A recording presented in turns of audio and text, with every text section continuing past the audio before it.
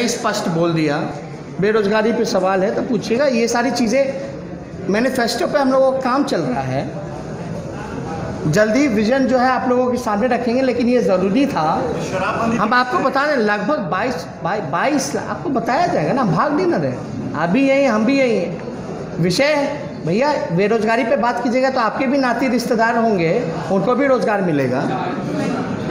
सब लोगों के हैं, सब लोग भुगभोगी हैं। तो समझिए कि 22 लाख लोगों ने रजिस्टर किया है इन चंद दिनों में। 5 सितंबर से लेकर के अब तक में 22 लाख नौजवानों ने बेरोजगारी को लेकर के खुद जो है उन लोगों ने बायोडाटा रजिस्टर किया है, डाला गया है। आप समझ सकते हैं कितनी बड़ी ये समस्या है। बिहार को इन लोगों ने बीमार कर दिया।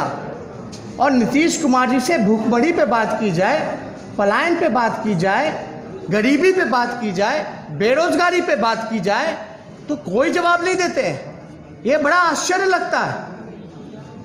हम लोगों को गाली देना है, स्वागत है, आप दे सकते हैं, दिलवा सकते हैं, लेकिन आप बिहार के मजदूरों का जब आप अपमानित करते हो, पैर में छाले लगवाते हो, उनको चोर अपराधी कहते हो, तो ये बर्दाश्त से बाहर है। सुप्रीम कोर्ट के ऑर्डर के बाद भी बिहार में उन मजदूरों को रोजगार नहीं दिया गया।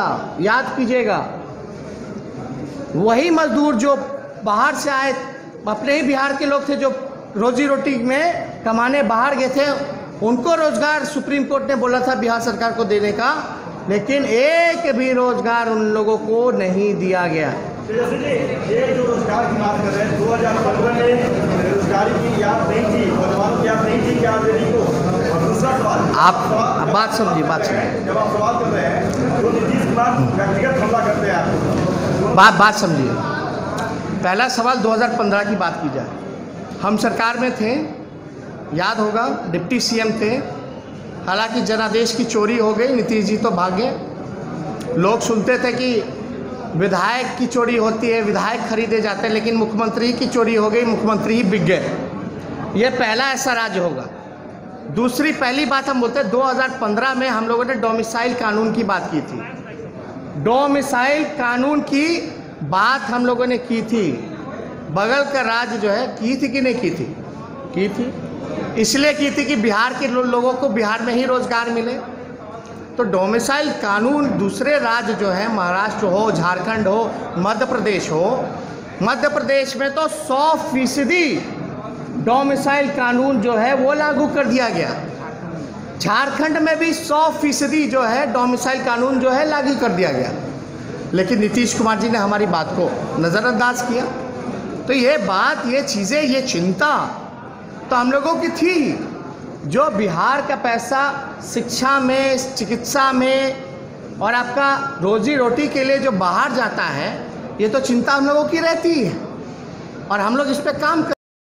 लेकिन बिहार में सृजन घोटाला जैसा इतना घोटाले हुए, धान घोटाला हुआ, बीएड घोटाला हुआ, 7 निश्चय घोटाला हुआ, जल नल घोटाला हुआ, हर जगह आप देखिएगा तो घोटाले ही घोटाले आप लोगों के सामने नजर आते हैं। इसका पैसा कहाँ गया?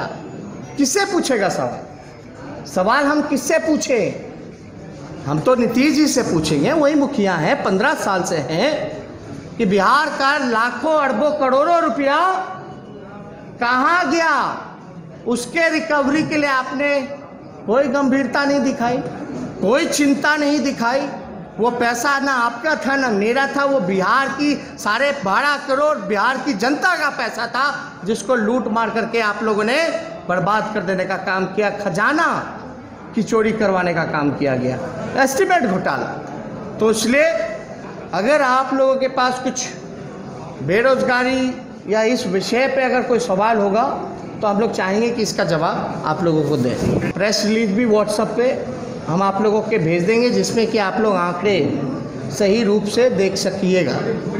तो मेरा ये कहने का मतलब है कि 4.5 लाख तो रिक्त पदें थी और जो आवश्यकता था, जो मानकों से उसको मिला करके और जितनी ज़रूरत पदें हैं जो होनी चाहिए थी, जो ये डबल इंजन की सरकार को इन 15 सालों में रोजगार का सृजन करना चाहिए था, वो हो सकता था। 10 लाख स्थायी नौकरियां, सरकारी नौकरियां दी जा सकती थी, लेकिन नीतीश कुमार जी और इस डबल इंजन की सरकार ने नौकरियां नहीं दी। और हम आपको बता दें एक और बात, ये 10 लाख नौकरियां पहले कैबिनेट के पहले कलम से जो निकलेगा, यानी 2 महीने बाद ये सारे पदों को भरने की कवायद शुरू कर दी जाएगी। बिहार के नौजवानों को ये पदे जो हैं 2 महीने बाद ये भरने की शुरुआत कर दी जाएगी। और दूसरी महत्वपूर्ण बातें, ये केवल सरकारी सेक्टर है। जो बेरोजगार होकर के जो कृषि में काम कर रहे थे, किसान का काम कर रहे थे, अब इस बिल के बाद उनकी भी रोजी रोटी पर इन सरकार ने आफत लाने का काम किया। ये केवल सरकारी स्थायी नौकरियों के बारे में हमने जिक्र किया है। इसके अलावा भी जब कारखाने लगेंगे, इन्वेस्टमेंट आएगा, आईटी पार्क लगेगा, फूड प्रोसेसिंग यूनिट लगेगा, टूरिज्म में व्यापक सुधार होगा, पर्यटक आएंगे, रोजगार के अवसर, बिजनेस के अवसर, वो व्यापक रूप से रोजगार जो है सृजन का एक बड़ा माध्यम होगा। क्या कोविड-19 की वजह से आपकी पढ़ाई भी थम गई है? ईस्टर्न इंडिया का सबसे विश्वसनीय नाम मेंटोर्स एड्यूसर्व आपके लिए लाए हैं मी डिजिटल। ये सिर्फ ऑनलाइन क्लासेस नहीं है, ये है एक वर्चुअल क्लासरूम प्रोग्राम। आपको मिलेंगी क्लासरूम कोर्स की ऑलमोस्ट सारी फैसिलिटीज। अपने राज्य में ही रहकर बेहतरीन तैयारी करने के लिए मी डिजिटल से जुड़कर अपनी पढ़ाई ऑनलाइन करें और कोरोना वायरस की स्थिति सामान्य होने के बाद इसे रेगुलर क्लासरूम में कन्वर्ट कर लें। मी डिजिटल को गूगल प्ले स्टोर से आज ही फ्री डाउनलोड करें। लेटेस्ट खबरों के लिए देखते रहिए MUZ न्यूज और ताज़ा अपडेट पाने के लिए चैनल सब्सक्राइब करना ना भूलें।